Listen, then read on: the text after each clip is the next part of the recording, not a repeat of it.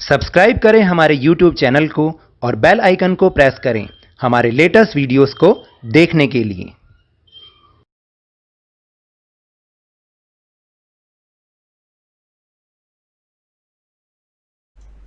Hello and welcome to Lovneesh sir की class.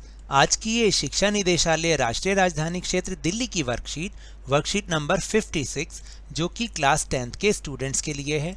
यह ली गई है सामाजिक विज्ञान के अर्थशास्त्र विषय से। यहाँ थोड़ा सा गलत लिखा हुआ है राजनीति विज्ञान, लेकिन ये अर्थशास्त्र का पाठ है जिसमें हम समझ रहे हैं मुद्रा एवं साख पाठ से 3 अथवा 5 अंक वाले दीर्घ उत्तरीय प्रश्न उत्तर, उनके बारे में आज हम इस वर्कशीट में चर्चा करेंगे। जैसा कि आप सब जानते हैं कि अब हमारा 10वीं का कोर्स लगभग समाप्त हो चुका है। अब हम उसकी रिवीजन कर रहे हैं, जिसमें हमने एक पार्ट लिया मुद्रा एवं साख और उसमें 3 अथवा 5 अंक वाले जो दीर्घ उत्तरीय प्रश्न हैं उनके ऊपर आज हम चर्चा कर रहे हैं, क्योंकि ऐसे प्रश्न आपके बोर्ड के एग्जाम में आने के पूरे चांसेस होते हैं। तो चलिए शुरुआत करते हैं मेरे साथ और समझने की कोशिश करते हैं। तो पहला प्रश्न है कि रिजर्व बैंक ऑफ इंडिया के कार्यों की व्याख्या कीजिए। तो देखिए, रिजर्व बैंक ऑफ इंडिया के क्या क्या कार्य हैं वो निम्नलिखित हैं। जैसे कि वे सरकार की ओर से मुद्रा जारी करता है। दूसरा कार्य है कि बैंक व समितियों की कार्य प्रणाली पर नज़र रखता है। तीसरा कार्य है कि ब्याज की दरों पर, ऋण की शर्तों पर निगरानी रखता है, यानी ब्याज की दर बैंक किस तरह से बढ़ा रहे हैं या क्या वो ऋण की शर्तें रख रहे हैं, उन पर भी वो निगरानी करता है। चौथा कार्य है कि बैंक कितना नकद शेष अपने पास रखे हुए हैं, इसकी सूचना भी उसको रहती है, क्योंकि कहीं ऐसा ना हो कि बैंक सारा का सारा पैसा लोन के रूप में दे दे तो बैंकों के पास कुछ नहीं बचेगा। तो और पांचवा काम है कि ऋण किस प्रकार वितरित किए जा रहे हैं, इस पर भी वह नज़र रखता है, यानी वो ये देखता है कि जो बैंक्स हैं ऐसा तो नहीं कि वो गरीबों को तो लोन दे नहीं रहे, बल्कि सिर्फ अपने कुछ खास लोगों को दे रहे हैं। तो इस प्रकार से ये रिजर्व बैंक के कार्य हैं। दूसरा प्रश्न है कि अनौपचारिक क्षेत्र को जो ऋण की गतिविधियों को कम किए जाने की आवश्यकता, अनौपचारिक क्षेत्रों की ऋण की गतिविधियों को कम किए जाने की आवश्यकता है। उचित तर्कों से अपने उत्तर की पुष्टि कीजिए। आपको ये बताना है कि अनौपचारिक क्षेत्र में जो ऋण गतिविधियां होती हैं, यानी जो लोन देते हैं, उन्हें कम किए जाने की आवश्यकता क्यों है, आखिर ऐसा क्या कारण है। तो ऐसे इसके पीछे कई सारे कारण हैं कि जैसे अनौपचारिक उधारदाता जो होता है, उधार देने वाला, वो अपने द्वारा दिए जाने वाले जो ऋण होते हैं उन पर बहुत अधिक ब्याज लेते हैं। दूसरा है कि उन पर किसी तरीके की कोई बंदिश अथवा नियम कानून लागू ही नहीं होते। तीसरा है कि कई मामलों में तो अधिक ब्याज दर पर उधार लेने का मतलब ये होता है कि जो चुकाई जाने वाली राशि होती है ना, वो उधार लेने वालों की आय से भी अधिक हो जाती है। इससे उनका ऋण जाल बढ़ता ही चला जाता है। तो इसलिए अनौपचारिक क्षेत्र की ऋण गतिविधियों को कम किए जाने की बहुत ज़्यादा ज़रूरत है। फिर तीसरा प्रश्न है कि गरीबों के लिए स्वयं सहायता समूह संगठन महत्वपूर्ण क्यों होता है, अपने विचार दीजिए। तो देखिए, गरीबों के लिए स्वयं सहायता समूह निम्नलिखित उद्देश्यों की दृष्टि से बहुत महत्वपूर्ण है। जैसे कि गरीबों को संगठित रूप में कार्य करने के लिए प्रेरित करने के लिए उनका स्वयं सहायता समूह बनाया जाता है। स्वरोजगार के लिए उन्हें प्रेरित करना, यानी वो अपना ही कुछ काम धंधा करें और अपना जीवन स्तर ऊपर उठाएं। तीसरा, उन्हें शोषण से बचाने के लिए, इसमें आप लिखेंगे कि जैसे वो साहूकार से कर्जा ले लेते हैं तो ऋण जाल में फंसते चले जाते हैं, तो ऐसे में उनका बहुत ज़्यादा शोषण होता है, या कई बार जो साहूकार होता है उनसे वो अपने पर्सनल काम भी कराता है। तो इस प्रकार के शोषण से बचाने के लिए स्वयं सहायता समूह संगठन बनाना जरूरी है। फिर कर्जदारों को ऋण जाल से बचाना, यानी जो कर्जदार हैं जिन्होंने खूब सारा पैसा ले रखा है, कहीं वो ऋण जाल में ना फंस जाएं, उनसे बचाने के लिए भी स्वयं सहायता समूह संगठन बनाए जाते हैं। और फिर आखिरी है कि स्वावलंबन व रोजगार के लिए, यानी वो अपने पैरों पर खड़े हो सकें, आत्मनिर्भर बन सकें और उन्हें कोई ना कोई रोजगार मिल सके उस स्वयं सहायता समूह से, क्योंकि इसके जरिए उन्हें छोटे छोटे लोन बहुत आराम से, बहुत कम ब्याज दर पर मिल जाते हैं। इसके बाद है प्रश्न नंबर 4। भारत की अधिकांश जनता अभी भी ऋण के लिए अनौपचारिक स्रोतों पर ही क्यों निर्भर है? आप अनौपचारिक स्रोत तो जानते हैं ना, जैसे साहूकार से पैसा ले लेना या अपने मित्र रिश्तेदार आदि से पैसा ले लेना, इसे कहते हैं अनौपचारिक स्रोत। और औपचारिक स्रोत होते हैं जैसे बैंक या सहकारी समितियों से लोन लेना। तो अभी भी जो जनता है वो अनौपचारिक स्रोतों से लोन लेती है। आखिर ऐसा क्या कारण है? तो भारत की अधिकांश जनता अभी भी ऋण के लिए अनौपचारिक स्रोतों पर ही इसलिए निर्भर है क्योंकि जैसे साहूकार जैसे अनौपचारिक ऋणदाता जो होते हैं वो उधारकर्ताओं को व्यक्तिगत रूप से जानते हैं और वे उन्हें बिना किसी गिरवी के ऋण देने के लिए तैयार भी हो जाते हैं। दूसरा कारण है कि बैंकों से ऋण लेने के लिए उचित दस्तावेज और गिरवी की ज़रूरत होती है, जो कि ग्रामीण निर्धन उपलब्ध कराने में सक्षम नहीं होते। ये भी एक बहुत बड़ा कारण है। और तीसरा कारण है कि ग्रामीण भारत में हर जगह बैंक नहीं है। यदि हैं भी ना, तो उनसे ऋण लेना अनौपचारिक स्रोतों से ऋण लेने की तुलना में बहुत ज़्यादा कठिन होता है। इसके बाद है 5वां प्रश्न, साख की शर्तों से आप क्या समझते हैं? यह है प्रत्येक व्यक्ति के लिए किस प्रकार भिन्न हो सकती हैं। तो देखिए, साख का मतलब ऋण भी होता है, यानी कि लोन। क्योंकि पेपर में आपको साख लिखा आएगा तो बच्चे इसमें कंफ्यूज हो जाते हैं कि साख क्या होता है। साख का मतलब है ऋण या लोन। तो इसका उत्तर है कि ब्याज दर, समर्थक ऋण आधार, जिसको हम गारंटी भी कहते हैं। ये इतना बड़ा नाम है लेकिन इसका मतलब क्या होता है? गारंटी। मैं यहाँ लिख देता हूँ, इसको हम गारंटी भी कहते हैं। तो ब्याज दर, गारंटी यानी समर्थक ऋण आधार, आवश्यक कागजात और भुगतान के तरीकों को सम्मिलित रूप से साख यानी ऋण की शर्तें कहा जाता है। विभिन्न मामलों में ऋण की शर्तें अलग अलग होने पर विभिन्न व्यक्तियों के लिए ये भिन्न भिन्न हो सकती हैं, क्योंकि देखिए, जैसा दोनों के बीच समझौता होगा वैसे ही ऋण की शर्तें होंगी। तो इस प्रकार से ये हर व्यक्ति के लिए अलग अलग हो सकती हैं। फिर इसके बाद है प्रश्न नंबर 6, मुद्रा के आधुनिक प्रकारों ने हमारे जीवन को किस प्रकार सरल किया है? व्याख्या कीजिए। यानी जो आधुनिक प्रकार की मुद्राएं हैं उसने हमारे जीवन को अब किस प्रकार सरल कर दिया है, वो हमें बताना है।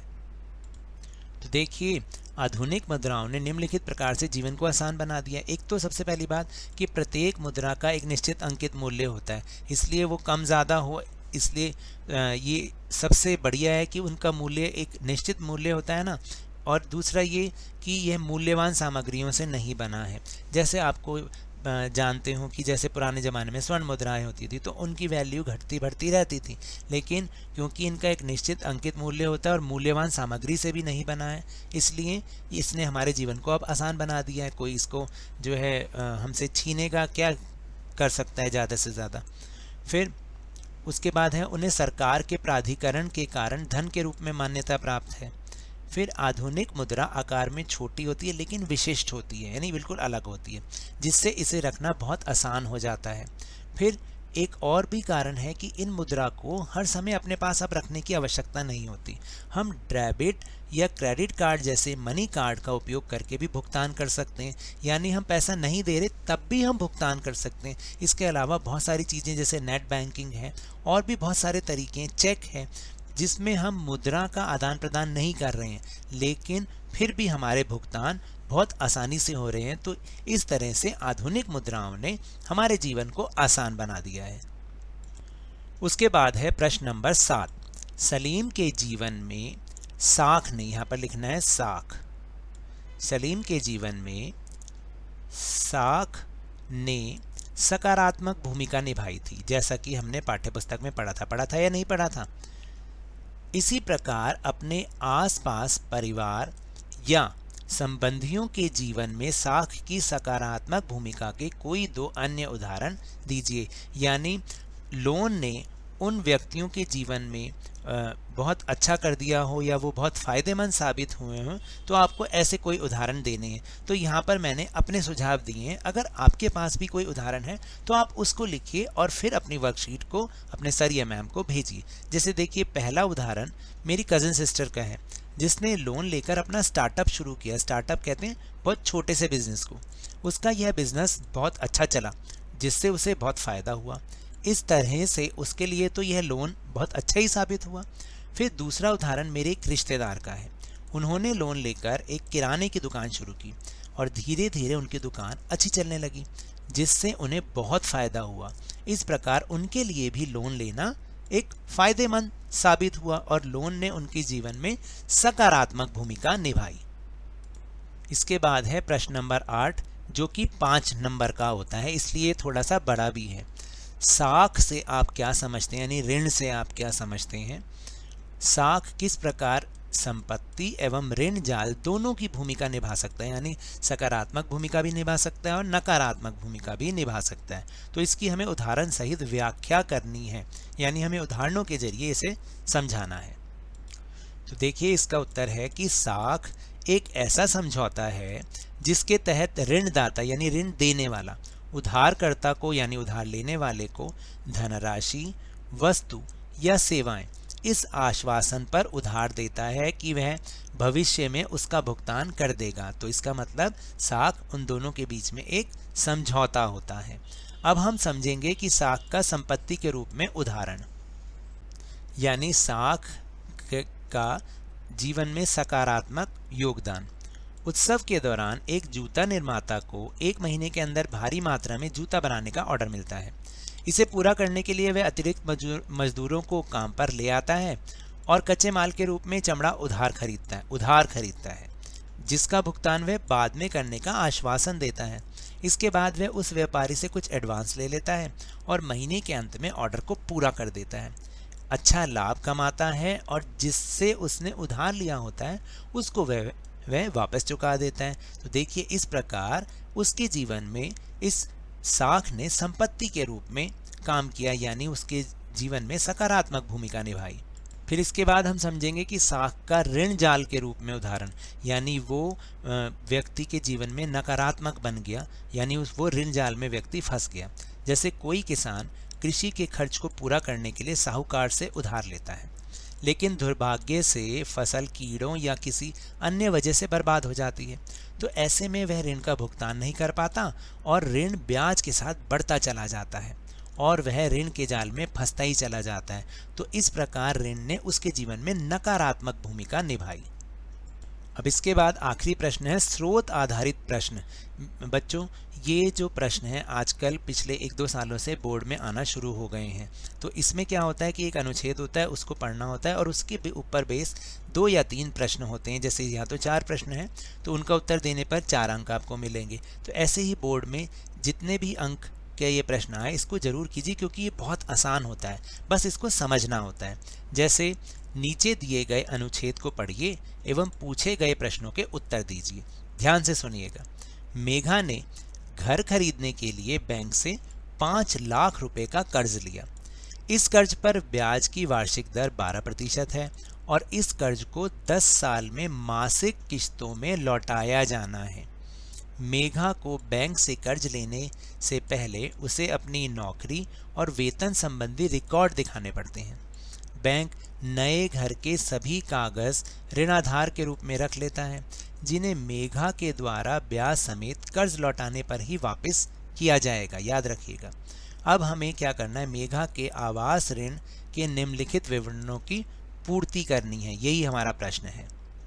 तो पहला रिक्त स्थान है कि ऋण राशि कितनी थी जो मेघा ने ली है, 5 लाख रुपए। फिर समर्थक ऋणाधार यानी गारंटी के रूप में क्या रखा उसने, समर्थक ऋणाधार का मतलब क्या है, गारंटी। समर्थक ऋणाधार के रूप में उसने क्या किया, बैंक ने नए घर के सभी कागज रखे, बैंक ने नए घर के सभी कागज रखे। ये क्या थे, उसके गिरवी के रूप में कह दो या गारंटी के रूप में कह दो। फिर तीसरा अदायगी का क्या स्वरूप था, यानी किस प्रकार लोन को वापस किया जाना है, 10 साल की मासिक किस्तों में। और आवश्यक कागजात मेघा ने क्या दिखाए थे, नौकरी और वेतन संबंधी रिकॉर्ड। तो इस तरह से ये चारों क्या होती हैं, ये होती हैं ऋण की शर्तें। और यही हमारा प्रश्न है, इसको हमने इस तरीके से करना है। तो ये तो थी आज की वर्कशीट। अगर मेरे इस तरह समझाने से आपको थोड़ा सा भी समझ में आया हो तो इस चैनल को ज़्यादा से ज़्यादा सब्सक्राइब कीजिए, लाइक कीजिए और बहुत ज़्यादा शेयर भी कीजिए।